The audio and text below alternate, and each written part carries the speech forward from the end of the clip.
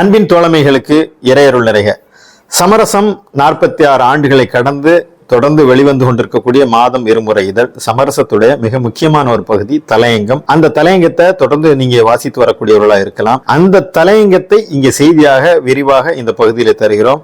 அந்த அடிப்படையில் 2025 டிசம்பர் 2ஆம் இதழுக்கான தலையங்கம் நீதியை மீட்டெடுக்க வேண்டிய தருணம் என்ற தலைப்பில் உள்ள தலையங்கத்தை திருப்பரங்குன்ற விவரத்தை விரிவாக நாம் எழுதியிருக்கின்றோம். சமரசம் தலையங்கம் உள்ளதை உள்ளபடி தெளிவாக நேரடியாக தரவுகளை சரியாக சொல்கின்ற, பிரச்சனைகளை மட்டுமல்ல தீர்வையும் சொல்கின்ற தலையங்கம். இந்த தலையங்கத்தில் என்ன பேசியிருக்கின்றோம் என்பதை பார்க்கலாம்.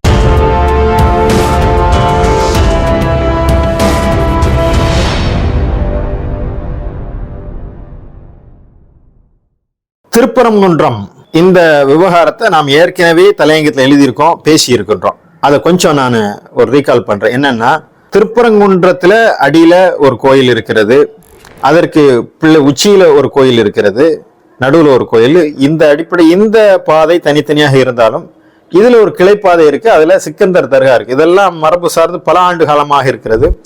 ஆண்டாண்டு காலம் அங்கே அந்தந்த மதத்தினர் அந்தந்த பிரிவினர் வழிபட்டு வர்றாங்க. எந்த விதமான சர்ச்சையும் இல்லை. இன்னும் சொல்வதானால் திருப்பரங்குன்றம் சமய நல்லிணக்கத்துக்கான ஒரு அடையாளம். ஒரே மலையில கோயிலும் இருக்கு, தர்காவும் இருக்கு, இந்துக்கள் இருக்காங்க, முஸ்லிம்கள் இருக்காங்க.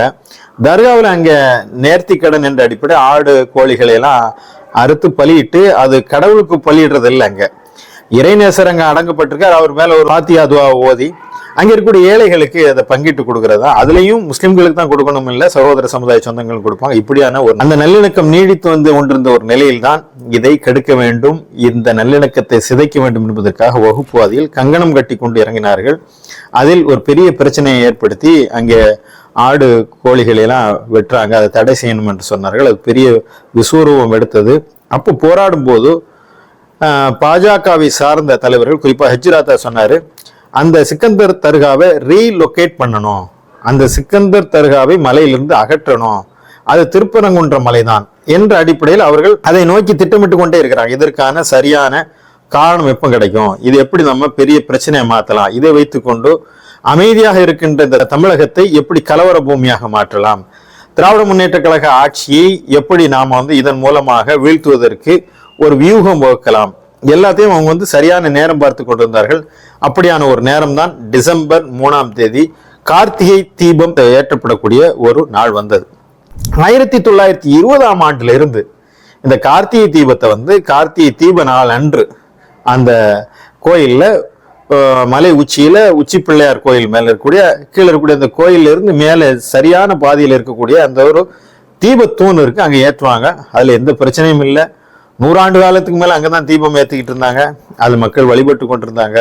இந்த ஆண்டும் ஏற்றினாங்க, எந்த பிரச்சனையும் இல்லை. ஆனால் வகுப்புவாதிகள் என்ன செஞ்சாங்கன்னா, இந்த தீபத்தை இங்க ஏற்றக்கூடாது, தர்கா போகக்கூடிய இடத்துல தர்காவுக்கு போகக்கூடிய தர்கா அருகில நில அளவை கல் ஒண்ணு இருக்கு, சர்வே கல்.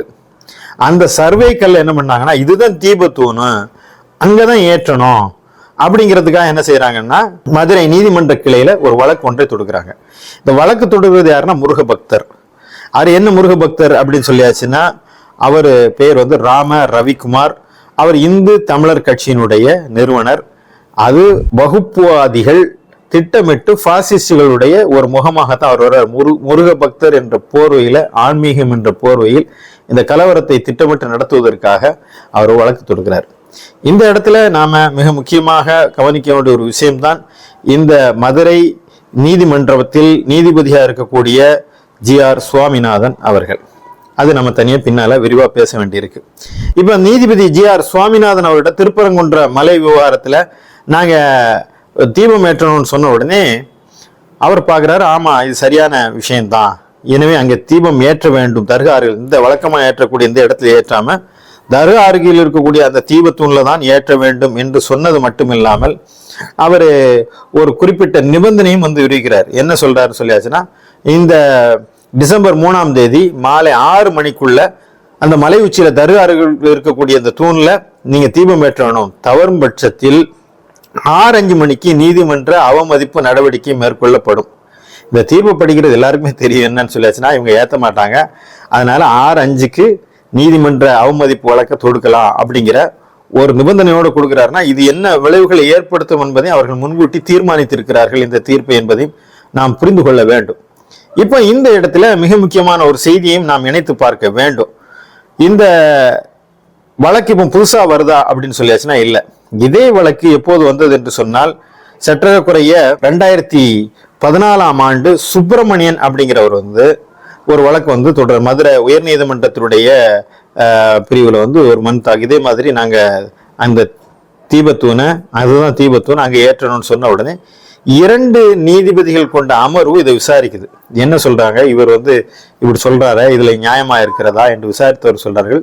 இந்த சுப்பிரமணியனுங்கிறவருக்கு பதில் மனு சொல்றாங்க, இது நீங்க சொல்லக்கூடியது சரியல்ல, அங்கே ஏற்றக்கூடாது, வழக்கமா ஏற்றக்கூடிய இந்த இடத்தில் தான் ஏற்றணும்னு சொல்லி தீர்ப்பு வழங்குறாங்க. இதை மேல்முறையீடு செய்யறாங்க. மேல்முறையீடு செய்யும் போது அப்போது 2 நீதிபதிகள் கொண்ட பெஞ்ச் கல்யாண சுந்தரம், பவானி சுப்பராயன் ஆகியோர்கள் அதை விசாரித்து ஒரு தீர்ப்பு வழங்குறாங்க. பல 10 ஆண்டுகளாக அமைதியாக உச்சி பிள்ளையார் கோயில் தீபத்தூணில் கார்த்திகை தீபம் ஏற்றி வழிபட்டு வருகிறார்கள். தர்கா அருகில் உள்ள மலை உச்சியில் தான் கார்த்திகை தீபம் ஏற்ற வேண்டும் என்பதற்கான ஆகம ஆதாரம் எதுவும் இல்லை. அமைதி நல்லிணக்கத்தை சீர்குலைக்க தேவையில்லை.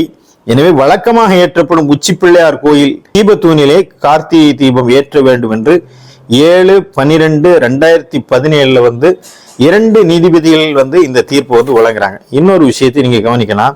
இந்த தீர்ப்புகள் வந்த நேரத்தில் தமிழ்நாட்டில் ஆட்சி செய்தது யார் என்று சொன்னால் செல்வி ஜெயலலிதா தான் ஆட்சி செய்தார்கள். அதற்கு பிறகு இந்த வழக்குகள் வரும்போதும் கூட அப்போது ஆட்சியில் இருந்தவர் எடப்பாடி பழனிசாமி அவர்கள் ஆட்சியில் இருந்தாரு. அப்போதும் கூட என்ன செஞ்சார்கள் என்று சொன்னால் இதை நீதிமன்றத்தில் இந்த நிறைய மாற்றக்கூடாதுன்னு அபிடவிட் செஞ்சது யாருன்னா அதிமுக அரசு. வழக்கமா இருக்கக்கூடிய நடைமுறை தான் தொடரும் என்று அவர்கள் சொல்லியிருந்தாங்க. இப்போ 2 நீதிபதிகள் பெஞ்ச் தீர்ப்பு வழங்கி இருக்கு. அதே மாதிரி தானே இந்த நீதிபதி என்ன செய்யணும், ஏப்பா இது ஏற்கனவே 2014 இந்த வழக்கு விசாரிச்சாங்க, இப்போ உங்களுக்கு என்ன பிரச்சனை, ஆண்டு காலம் 100 ஆண்டு காலம் ஒரு இடத்துல வழிபாடு நடந்துகிட்டு இருக்கு, அதுல எந்த பிரச்சனையுமே இல்லை, மக்கள்லாம் மகிழ்வா அங்கதான் ஏத்திக்கிட்டு இருக்காங்க, திடீர்னு நீ தமிழ்நாட்டுடைய அமைதியை குலைக்கிற வரைக்கும் சம்பந்தம் இல்லாம ஒரு நில அளவை கல்ல போய் ஏத்தணும் சொல்றியப்பா அப்படின்னு கேட்க வேண்டிய இடத்துல இருக்கக்கூடிய இந்த நீதிபதி GR சுவாமிநாதன் என்ன சொல்றாரு, நீங்க அங்கதான் ஏத்தணும், அதை ஏற்றுவதற்குண்டான 6 மணிக்குள்ள அதுக்குண்டான தீர்ப்பை தரணும்னு சொல்றாரு. ஆனால் அது நடக்கல. என்ன நடக்கல என்று சொன்னால் அப்போது வழக்கமான தீபம் ஏற்றக்கூடிய இடம் தான் தீபம் ஏற்றினார்கள். உடனே என்ன பண்றாங்கன்னா இந்து முன்னணியினரும் பாஜகவினரும் ஒரு போராட்டத்தை அறிவிக்கிறாங்கிறது பாருங்க. நீதிமன்றத்தை அவமதிச்சிட்டாங்க. நீதிபதி சொன்னாரு, நீதிபதி சொல்லி அவங்க கேட்கல, அவங்க வழக்கமா ஏற்ற இடத்துல தான் ஏற்றிருக்காங்க, நாங்க நீதிபதி சொன்ன அந்த தீபத்தூன்ல போய் விளக்கை ஏற்றவில்லை என்று சொல்லி என்ன பண்றாங்க, ஒரு போராட்டம் பண்றாங்க. உடனடியாக இது என்ன செய்யறாரு, அது ஒரு வழக்கை எடுத்துக்கொண்டு நீதிபதி GR சுவாமிநாதன் அவர்கிட்ட இவங்க நீதிமன்ற அவமதிப்பு வழக்க ராம ரவிக்குமார் போடுறாரு. போட்டோன்னே அவர் உடனடியாக அதை விசாரிச்சுட்டு சொல்றாரு, நீங்க ராம ரவிக்குமார் இன்னைக்குள்ள அங்க தீபம் ஏற்றணும், அவர் தன்னுடன் 10 பேர் அழைச்சிட்டு போகலாம், அப்படி அழைச்சிட்டு போறதுக்கு மத்திய தொழில் பாதுகாப்பு படை CISF வீரர்களை கூட அனுப்பணும், அவர் போய் அங்க கண்டிப்பா ஏற்றணுங்கிற ஒரு தீர்ப்பு வழங்குறாரு. இப்ப இதெல்லாம் நீங்க நடுநிலையோடு நல்ல விரிவான கண்ணோட்டத்துடன் இந்த செய்தியை நீங்க அணுகணும். அப்போ அவர் நீதிபதி ஒரு முடிவோடு இருக்காரு, முன்முடிவோடு இருக்காரு. என்ன முடிவு என்று சொன்னால் எப்படியாவது அந்த இடத்துல தீபம் ஏற்றணும், அதை பிரச்சனையை கிளப்பணுங்கிறதுக்காக நீதிபதியே சமூக அமைதிக்கு குந்தகம் விளைவிக்கக்கூடிய இடத்துல இருக்குமா என்ற கேள்வி நமக்கு எழலாம். ஆனால் பாஜக ஆட்சியில் நீதிமன்றங்கள் நீதிபதிகள் இப்படி இருக்கிறார்கள் என்பதற்கான உதாரணங்களை நாம விளங்கிக் கொள்ள முடியும். உச்ச நீதிமன்ற நீதிபதியாக இருந்த சந்திரசூட் எப்படி கடவுள் என்று சொன்னார், அதுபடி நான் தீர்ப்பு வழங்கன்னு சொன்னாரோ அது மாதிரி தான் இந்த GR சுவாமிநாதனுடைய ஒரு செய்திகளை நாம் பார்க்கணும். வாழை இலையில உருண்டு பிறண்டு அதை நேர்த்திக்கடன் செய்யலாங்கிற வழக்கில் அவர் கொடுத்ததாகட்டும், பல வழக்குகளில் அவர் தன்னை ஒரு வகுப்புவாதியாக முன்னிறுத்தியே அவர் இந்த தீர்ப்பு வழங்கி இருக்கிறார் என்பதை பார்க்கலாம். ஒரு விஷயத்தை இங்க கூடுதலாக கவனிக்கணும். 2025 ஆண்டு ஓம் சாரிட்டபிள் அறக்கட்டளை சார்பில் தேசிய அளவில் நடந்த வேத திறமையாளர்கள் மாநாடு ஒன்று நடந்தது, நேஷனல் வேதிக் டேலண்ட் மீட்னு சொல்லி. அது இன்னைக்கு யூடியூப்லயும் அவர் பேசுனதற்கு அப்போ அவர் 2025 பேசுறார். அவர் வழக்கறிஞராக இருந்தபோது GR சுவாமிநாதன் வழக்கறிஞராக இருந்தபோது நடந்த ஒரு சம்பவத்தை சொல்றாரு. அந்த சம்பவத்தை வச்சு கேட்டாலே நீங்க அவர் யார், அவர் என்ன வழக்குல இந்த தீர்ப்பு எது கொடுத்திருப்பாருங்கிறத நீங்க விளங்கி கொள்வதற்கு அந்த ஒன்று சான்றே போதுமானது. அதுல அவர் சொல்றாரு, வேதம் படிச்சவங்க, சனாதான வேதம் படித்தவர்கள் தப்பு செய்யவே மாட்டாங்க, வெள்ளைக்காரன் பொய் சொல்ல மாட்டான், வெள்ளைக்காரன் பொய் சொல்ல மாட்டாங்கிறத உறுதியா இருக்க ஒரு தீர்ப்பு வழங்கக்கூடிய ஒரு நீதிமன்றம்னா ஒரு வெள்ளைக்காரன் குற்றவாளின்னா பார்த்தோன்னு சொல்ல வெள்ளைக்காரன் தீர்ப்பு தப்பு செய்ய மாட்டான் போன்னு சொல்லி எப்படி அவர் விடுவிப்பாரோ அந்த கதையில வேத சனாதானிகள் தவறு செய்ய மாட்டாங்க. ஆனா என் வீட்டுக்கு ஒரு நாள் வந்து ஒரு சனாதானி வந்தாரு, வந்து என் வாசல கையெடுத்து கும்பிட்டு எனக்கு நீங்க உதவி பண்ணுங்க, உள்ள கூப்பிட்டேன், நீங்க வாங்க, வேதம் படித்த சனாதானி இப்படி நிக்கிறீங்களேன்னு பார்த்து நிலவு குனிஞ்சிட்டேன், என்ன விஷயம் சொல்லுங்கன்னா, என்னை 18 மாசம் எஃப்ஐஆர்ல போட்டு என்னை உள்ள வச்சிருக்காங்க, என் மேல வழக்கு இருக்கு. என்ன வழக்குன்னா ஒரு ஆக்சிடென்ட் கேஸு. அப்போ அவர் சொல்ல, நான் ஆக்சிடென்ட் பண்ணல, என்னுடைய சகோதரி அமெரிக்காவில இருந்து வந்தவங்க கார் ஓட்டுவாங்க, அவங்க ஓட்டி ஒருத்தனை வந்து என்ன பண்ணிட்டாங்க, டீ கடையில் இருந்தவங்கள மோதி கொண்டுட்டாங்க, இறந்து போயிட்டான் அந்த ஆள். அவருக்கு குடும்பம் இருந்திருக்கும், அவரோட உயிர், அவருடைய வாழ்க்கை என்ன ஆயிருக்கும், அந்த குடும்பத்துடைய நிலையெல்லாம் என்பதை நீங்க கவனிச்சு பாருங்க. அவர் இறந்துட்டாரு. இறந்த பிறகு அமெரிக்காவுக்கு சகோதரி போகணுங்கிற இவர் அந்த பழி ஏத்துக்கிட்டார். உடனே இவர் சொல்றாரு, பாத்தீங்களா நான் சொன்னேன்ல ஒரு சனாதானி தவறு செய்ய மாட்டாரு. அப்ப இவர் நியாயமான நீதிபதியா இருந்தா என்ன செய்யணும், இவர் தவறு செய்யல, அவர் சகோதரி தவறு செய்தாரு, அது ஒரு கொலைதான், ஆக்சிடென்ட் மோதி வந்து தீர்ப்பாயிருக்கு அப்படிங்கிறத சொல்ல வேண்டியவர் என்ன சொல்றாருன்னா, அது யாருமே பார்க்கல, இல்ல கார் வந்துச்சு மோதிச்சுன்னு தான் சொன்னாங்க, அப்படி இந்த கேஸை இல்லாம பண்ணிட்டேன் அப்படிங்கிறத அவர் அந்த மாநாட்டில் சொல்றாரு என்று சொன்னால், இத்தகைய நீதிபதியிடமிருந்து எத்தகைய தீர்ப்புகள் வரும் என்பதற்கான உதாரணம் தான் இது. இப்ப நாம நியாயமா சில கேள்விகளை எழுப்ப வேண்டி இருக்கிறது. என்ன கேள்விகள் எழுப்ப வேண்டி இருக்குன்னு சொல்லியாச்சுன்னா, இந்த நீதிபதி கொடுத்த இந்த தீர்ப்பை எதிர்த்து இதை வழக்கு தொடர்றது யாருன்னு சொல்லியாச்சுன்னா, தனி நீதிபதி ஜி.ஆர். சுவாமிநாதன் பிறப்பித்த உத்தரவுக்கு தடை விதிக்க வேண்டும் என்று சொல்லி உயர் நீதிமன்ற மதுரை அமர்வு நிர்வாக நீதிபதி ஜெயச்சந்திரன் முன்பு தமிழ்நாடு அரசினுடைய கூடுதல் தலைமை வழக்கறிஞர் வீரா கதிரவன் வந்து ஒரு முறையீடு செய்யறார். அதை உடனே விசாரிக்கிறது 2 நீதிபதி. பாருங்க, இதெல்லாம் பாருங்க, தமிழ்நாடு அரசு மேல்முறையீடு செய்து சரியில்லை என்று ஒரு முறையீடு செய்து அதை உடனே விசாரிக்கிறாங்க. அவ்வளவு வேகமான வழக்கில் நகருது. அந்த 2 நீதிபதிகள் என்ன செய்யறாங்கன்னா, ஜி.ஆர். சுவாமிநாதன் சொன்னது சரிதான் அப்படிங்கிறத அவங்க தீர்ப்பு வழங்குறாங்க. அதற்கு பிறகு மேல்முறையீடு போய் இந்த வழக்கு பெரிய அளவில் போய் கொண்டிருக்கக்கூடிய சூழ்நிலையில் இந்த வழக்கு 12ஆம் தேதி வந்தது, இப்போது 15ஆம் தேதி தள்ளி வைத்திருக்கிறார்கள். இதற்கு இடையில நாடாளுமன்றத்தில் இந்தியா கூட்டணியுடைய உறுப்பினர்கள் இந்த நீதிபதியை பதவி நீக்கம் செய்ய வேண்டும், தகுதி நீக்கம் செய்ய வேண்டும், நீதிபதியா இருப்பதற்கே இவருக்கு தகுதி இல்லை, இவர் ஒரு முன்முடிவுடன் ஒன்றான ஒரு திட்டத்தோட இவர் இருக்கிறார் சொல்லி 120 நாடாளுமன்ற உறுப்பினர்கள் கையெழுத்திட்டு மக்களவை சபாநாயகரிடம் கொடுத்திருக்கிறார்கள். உள்ளபடியே இது போன்ற நீதிபதிகள் தகுதி நீக்கம் செய்யப்படக்கூடியவர்கள். உடனடியா இங்க உள்ளவங்க எல்லாம் குதிக்கிறாங்க, ஒரு நீதிபதி மேல நம்ம எப்படி வந்து செய்ய முடியும், நீதிபதி தீர்ப்பு வழங்கிட்டாரு, நீதிபதியை வந்து நாம எப்படி அவர் மேல நடவடிக்கை எடுக்கணும்னு சொல்லி சொல்றாங்க. இப்ப திமுக அரசை கடுமையாக விமர்சித்து இந்த வழக்கில் போய்கிட்டு இருக்கக்கூடிய சூழ்நிலையில ஒரு விஷயத்தை கவனிக்கணும். உச்ச நீதிமன்ற நீதிபதி கவாய் அவர்கள் மீது சனாதானம் சொன்னதுக்காக ராகேஷ் கிஷோர் செருப்பு கலத்தி வீசுறாரு. இது எங்க நடக்குது, இந்தியாவுடைய நீதிமன்றத்துக்குள்ள உயர் பதவியில் இருக்கக்கூடிய ஒரு நீதிபதி மீது, உச்ச நீதிமன்ற தலைமை நீதிபதி மீது செருப்பு கலத்தி ஒரு ராகேஷ் கிஷோர் வழக்கறிஞர் எறிகிறாரு. இது வந்து அவமதிப்பு இல்லையா? அப்போலாம் இவங்க எங்க குரல் கொடுத்தாங்க, நீதிபதி இப்படி அவமதிச்சிட்டீங்களா என்று. ஆனால் அதை ஆதரித்து பேசிய கூட்டம் தான் இன்றைக்கு நீதிமன்றத்தை அவமதிச்சிட்டாங்க, நீதிபதி அவமதிச்சிட்டாங்க. ஒரு நீதிபதி கொடுத்த அந்த தீர்ப்பை அப்படியே ஏற்று செயல்பட வேண்டும் என்பது அல்ல, அது சட்ட நடைமுறைக்கு ஒத்துவரவில்லை என்று சொன்னால் அதை குறித்தும் பேச வேண்டும் என்பதற்கான உதாரணம் முன்னாடி நிறைய இருக்கிறது. குறிப்பா பார்த்தோம்னு சொல்லியாச்சுன்னா, சபரிமலையில பெண்களை அனுமதிக்க வேண்டும் என்று உச்ச நீதிமன்றம் தீர்ப்பு வழங்குச்சு. அப்போது உள்துறை அமைச்சர் அமித்ஷா என்ன சொன்னாருங்கிறத நாம இணைத்து பார்க்க. அவர் சொன்னாரு, இப்படிப்பட்ட நிறைவேற்றப்பட முடியாத தீர்ப்புகளை நீதிமன்றங்கள் வழங்கக்கூடாது என்று விமர்சனம் செஞ்சார். இன்னைக்கு வரை அது நடைமுறைப்படுத்தப்படவில்லை. தேர்தல் ஆணையத்துடைய உறுப்பினர்களை தேர்ந்தெடுக்க குழுவுல உச்ச நீதிமன்ற நீதிபதி ஒருவர் இருக்கணும், எதிர்கட்சி தலைவர் பிரதமர் இருக்கணுங்கிற அந்த தீர்ப்பை ஒன்றிய அரசு நாங்க அதை ஏற்றுக்கொள்ள முடியாது, ஒரு மசோதாவை அதற்கு எதிராக கொண்டு வந்து ஒன்றிய அரசினுடைய ஒரு அமைச்சர் அதில் இருப்பாரு என்பதெல்லாம் கொண்டு வந்தாங்க. தமிழ்நாட்டில் திருச்சியில செயல்பட்டு வரும் சாஸ்தா பல்கலைக்கழகத்துல சென்னை உயர் நீதிமன்ற தீர்ப்புகள் வந்து எதற்குமே அவர்கள் கட்டுப்படவில்லை, கட்டுப்பட மாட்டாங்கிறாங்க. என்ன நடந்தது? இப்படியெல்லாம் நீதிபதிகள் தீர்ப்பு வழங்கிய பிறகு அதை ஏற்றுக்கொள்ள முடியாது என்ற சூழ்நிலையில மேல்முறையீடுகளும் அதற்கு எதிரான கருத்துக்களும் சொல்லக்கூடிய ஒரு சூழ்நிலையும் இருக்கிறது. அவர் சொன்னது அப்படியே ஏற்றுக்கொள்ள வேண்டும் என்பதல்ல. தமிழ்நாடு அரசு இந்த சூழ்நிலையில் இந்த தீர்ப்பை நடைமுறைப்படுத்தினால் என்ன வரும் என்று சொன்னால், அங்கே அமைதியா இருக்கக்கூடிய இடத்தில் கலவரம் வெடிக்கும், மத பிரச்சனை உருவாகும், இவர் சொல்றது அப்படி கேட்டோம்னா சிக்கலாகும் என்றுதான் அவர்கள் என்ன செய்யறாங்க, அங்கே உடனடியாக 144 போடுறாங்க. அந்த இடத்துல இப்படியான தீர்ப்பை கொண்டு வந்தால் திருப்பரங்குன்ற மலைப்பகுதியில் ஊரடங்கு உத்தரவை மதுரை மாவட்ட ஆட்சியர் KJ பிரவீன்குமார் பிறப்பிக்கிறார்.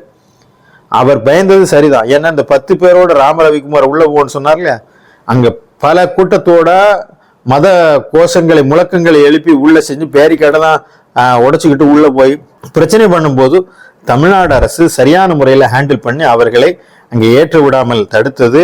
மிகப்பெரிய அளவில் தமிழ்நாடு அரசு சட்ட போராட்டத்தை நடத்தி வருகிறது. அவர்களுக்கு என்னுடைய பாராட்டுகளை நாம் தெரிவித்துக் கொள்கிறோம். அதே நேரத்தில் ஒன்றை கவனிக்கணும், இதை வகுப்புவாத பிரச்சனையா மாற்றணும் அப்படிங்கும் போதும் தமிழ்நாடு மக்கள் தெளிவா இருக்காங்க. குறிப்பா மதுரை மக்கள் அந்த திருப்பரங்குன்றத்தை சுற்றி இருக்கக்கூடியது அதிகமாக முஸ்லிம் இல்லாத சகோதரர்களாம். அவங்கள்ட்ட போய் பாருங்க, நாம வழிபடக்கூடிய இந்த கடவுளை நாம விருப்பப்படி வணங்குறது கூட இங்க அனுமதி இல்லை, அதனால பந்து பண்ணணும், கடை அடைக்கணும்லாம் போய் கெஞ்சாங்க. எங்களுக்கு தெரியும், நாங்க அமைதியா தான் அண்ணன் தம்பியா மாமா மச்சானா இருக்கோம், வெளியூர்ல இருந்து வந்து எங்களுக்கு நீங்க பாடம் எடுக்க வேண்டாம், கிளம்புங்க, நாங்க கடை அடைக்க முடியாது என்று சொன்னவர்கள் சகோதர சமுதாயத்தை சார்ந்த இந்து சகோதரர்கள். மக்கள் தெளிவா இருக்காங்க. இவங்க நம்ம வச்சு பிரச்சனை பண்ண விரும்புறாங்க. அந்த கோயில் நிர்வாகம் என்ன சொல்லுதுன்னு சொல்லியாச்சுன்னா, நாங்க வழக்கமா வழிபட்டுக்கிட்டு இருக்கோம், அதுல எந்த பிரச்சனையும் இல்லை, இதில் மற்றவர்கள் தலையிட வேண்டாம். இப்ப பாருங்க, 6:05 பிறகு நீதிமன்ற அவமதிப்பு வழக்கு விசாரிக்கப்படும் சொன்ன நீதிபதி 5:30 மணிக்கு அவர் ஒரு உத்தரப்பிருக்கிறார். இங்க அந்த மாவட்ட கலெக்டர் யாரு, எங்களுக்கு உடனே கான்ஃபரன்ஸ்ல வரணும், பேசணும். அப்புறம் சொன்னாங்க, ஐயா 6 வரை டைம் இருக்கு, நீங்க 5:30 மணிக்கு அவசரப்படுறீங்களே என்று சொன்னப்பறம் அப்ப 6:05 விசாரிக்கணுங்கிறார். அப்ப இந்த நீதிபதியுடைய நோக்கம் என்ன? ஏன் இப்படியான ஒரு அதீத ஆர்வத்தை காட்டுறாரு? இன்னொரு விஷயத்தை கேட்டீங்கன்னா ரொம்ப ஷாக் ஆயிடுவீங்க. களப்பணி செய்வது நீதிபதியுடைய வேலை இல்லை. உரிமையியல் நீதிமன்ற நீதிபதிகளோ அல்லது வழக்கறிஞர் குழுவோ தான் அது ஒரு குழு அமைச்சு இதை போய் நீங்க ஆய்வு செஞ்சுட்டு வாங்க இந்த விவகாரத்தைன்னு சொல்லுவாங்க. ஆனா ஒரு நீதிமன்றத்துடைய நீதிபதியே அந்த மலைக்கு மேல ஏறி தனியா போய் ஆய்வு செய்து இல்லை இதுதான் தீபத்தூர்னு சொல்லி நான் நேரடியா பார்த்தேன்னு சொல்றாருன்னா, இந்த பிரச்சனையில் அவர் அதீத ஆர்வம், அதாவது வரம்புகளை மீறி அவர் காட்டக்கூடிய ஆர்வத்தை நீங்க ஒரு நீதிபதியை போய் சம்மந்தப்படத்தில் எவ்வளோ பிரச்சனைகள் நாட்டில் நடந்துட்டு இருக்கு, அதெல்லாம் இவர்கள் கவனிக்கவில்லை. அங்க போய் மலைக்கு மேலே ஏறி இதுதான் தீபத்தூர்னு சொல்லி நில அளவை கல்லை போய் இதுதான் தீபத்தூர்னு சொல்லிட்டு வந்து நான் சொல்றாரு, நான் போய் ஆய்வு பண்ணிட்டு வந்தேன் அப்படிங்கிறாரு. இது நீதிபதியுடைய வேலையும் கிடையாது. 6:05 வழக்கு வர வேண்டிய விசாரணையை 5:30 விசாரிக்கிறாரு. 10 பேர் கொண்டு வந்த, அது மட்டும் இல்லாம பாருங்க, CISF வீரர்களை அனுப்பணும். இதை அனுப்பலாமான்னு சட்டத்தில் இடம் இருக்கு. எதுக்கு அனுப்பணும்? நீதிமன்றம் அமைதியை நிலைநாட்டுவதற்காக ஒரு தீர்ப்பை வழங்குது, அதை செயல்படுத்த முடியாமல் அங்கே கலவரம் உருவாகிடக்கூடாது என்பதற்காக நீதிமன்ற பாதுகாப்பு பணிக்காக உள்ள CSF வீரர்களை இந்த விவகாரத்துக்கு நீதிபதி பயன்படுத்துற, அவருக்கு இந்த அதிகாரத்தை இந்த வழக்கில் கொடுத்தது யார் என்பது ஒரு கேள்வியும் இருக்கிறது. அப்போ CSF வீரர்களோட போய் இது எப்படியாவது இம்ப்ளிமெண்ட் பண்ணிடணும், இந்த இடத்துல தீர்ப்பை மேத்திரணும். அதோட என்ன ஒரு சிக்கல் பாருங்க, நேரம் கடந்து விடுகிறது. அவர் சொல்றாரு நீ நாளைக்கு ஏத்துக்கிறாரு. அப்ப அந்த அங்கு உள்ள பட்டாச்சாரியர்களே சொல்றாங்க, ஆகம விதியே கிடையாது, கார்த்திகை தீபம் அன்னைக்குத்தான் தீபம் ஏற்றணும், நீங்க மறுநா போய் தீபம் ஏற்றினா அது கார்த்திகை தீபமே கிடையாது. அப்ப இந்த நீதிபதி ஆகம விதிகளுக்கும் அவர் அடங்கலை. அவர் சொல்ற மாதிரி சனாதானம் வேத தர்மம் அதற்கும் அவர் கட்டுப்படுறது இல்லை.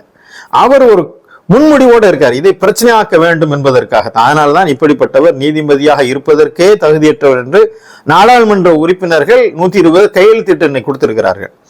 இந்த சட்டத்தின் ஆட்சி என்பது ஒரு முக்கியமான இந்திய இறையாண்மையுடைய மிக முக்கியமான ஒரு பகுதி. இந்தியா இறையாண்மை கொண்ட நாடு, ஜனநாயக நாடு, அரசியலமைப்பு சட்டம் ஒன்று இருக்கிறது. அரசியலமைப்பு சட்டத்தை ஏற்றுக்கொண்டுதான் நாம் இருக்கிறோம் ஒவ்வொரு குடிமகனும். எனவே அரசியலமைப்பு சட்டம், சட்ட மாண்புகள், நீதி அமைப்புகள், விசாரணை, சாட்சிகள், இது எல்லாம் இருக்கக்கூடிய இந்த செட்டப்பை கொஞ்சம் கூட அவர்கள் மதிக்காமல், நாங்க சனாதன வேத அடிப்படையில் தான் தீர்ப்பு வழங்குவோம், கூட்டு மனசாட்சி அடிப்படையில் தான் தீர்ப்பு வழங்குவோம், பெரும்பான்மையர்கள் மனதை திருப்திப்படுத்தக்கூடிய வகையில் தீர்ப்பு வழங்குவோம், அதுபோல கடவுளிடம் கேட்டு நாங்கள் தீர்ப்பு வழங்குவோம், கடவுள் எங்களுக்கு என்ன சொல்றாரோ அதை நாங்கள் அவர் எங்கிட்ட சொல்றதை வச்சு நாங்கள் தீர்ப்பு வழங்குவோம். இன்னும் வந்து சனாதானிகள் வேதம் படித்தவர்கள் தவறு செய்ய மாட்டார்கள் என்ற அந்த முன்முடிவுடன் தீர்ப்பு வழங்கும். இப்படித்தான் இந்த பாசிசம் இன்றைக்கு நீதித்துறையில் போய் நுழைந்து நீதித்துறையே இன்றைக்கு நீதியின் மாண்பையே குழி தோண்டி புதைத்திருக்கிறது. எனவேதான் நாம் சொல்கிறோம், இந்திய நீதியை மீட்டெடுக்க வேண்டிய மிக முக்கியமான தருணம் இது. எனவே பொதுமக்கள் விளங்கிக் கொள்ள வேண்டும். இந்த விஷயத்தை நீங்க கொஞ்சம் வெறுப்பு இல்லாம இதை கேட்கக்கூடிய வகுப்புவாதிகள் கூட நான் சொல்வதில் உண்மை இருக்கிறதா என்பதை நீங்க பாருங்க. ஒரு நீதிபதி ஏன் இவ்வளவு விஷயத்தில் இறங்குற? அன்னைக்கு செருப்புத்திக்கு அடிக்கும்போது சொல்லியிருக்கணும் இல்ல, நீங்க பேசியிருக்கணும் இல்ல? எப்படி அவர் நீதிமன்றத்தை 1000 இருக்கட்டும் வழக்கு தொடரலாம் பேசலாம், செருப்பு கழட்டி அடிக்க முடியுமா? எரிய முடியுமா? அவர் மேல் என்ன நடவடிக்கை எடுக்கப்பட்டது? அதை பிரதமர் இன்னைக்கு வரை கண்டிச்சதாருன்னா இல்ல, அவர் ரொம்ப பொறுமை காத்தாரு, அதை பாராட்ட வேண்டிய விஷயம் தான் சொன்னாரு. ஆக இந்த நாட்டில் என்ன நடக்கிறது, நீதித்துறை எப்படி இன்றைக்கு அந்த சிஸ்டம் மீதான ஒரு பெரும் தாக்குதல்களை வகுப்புவாதிகள் தொடுத்திருக்கிறார்கள். இது நீதித்துறைக்கும் நல்லதல்ல, நாட்டிற்கும் நல்லதல்ல. எனவேதான் தமிழ்நாடு அரசு இதை சட்ட போராட்டமாக தொடர்ந்து முன்னெடுத்து வருகிறது. குறிப்பாக சகோதர சமுதாய சொந்தங்கள் இந்த நிலையில சமய நல்லிணக்கத்திற்கு ஊர் வந்து விடக்கூடாது என்பதற்காக தங்களுடைய நிலைப்பாட்டில் உறுதியாக இருந்து அவர்களும் இதுல இணைந்து வகுப்புவாதிகள் வேறு ஆன்மீகம் வேறு என்பதில் ரொம்ப தெளிவாக இருக்கின்றார்கள். நாம் எப்போதும் விளங்கிக் கொள்ள வேண்டும். இந்துக்கள் நம் தொப்புள் கொடி உறவினர்கள், சகோதரர்கள். இந்துத்துவா என்பது இந்த நாட்டினுடைய மட்டுமல்ல, இந்துக்களுக்கே எதிரிதான் இந்துத்துவா. எனவே வகுப்புவாதிகளிடம் நாம் எப்போதும் விழிப்புணர்வு எடுக்க வேண்டும். பாசிஸ்டிடமிருந்து விழிப்புணர்வு இருக்க வேண்டும். நீதிபதி GR சுவாமிநாதன் போன்றவர்கள் நீதித்துறைக்கு தகுதியற்றவர்கள். எனவே அவர்கள் நீதிபதிகள் போர்வையில் ஒளிந்துள்ள வகுப்புவாதிகள் தகுதி நீக்கம் செய்யப்பட வேண்டும். அதற்கு முன்பாக ஆன்மீக போர்வையில் ஒளிந்துள்ள வகுப்புவாத ஆட்சி அகற்றப்பட வேண்டும்.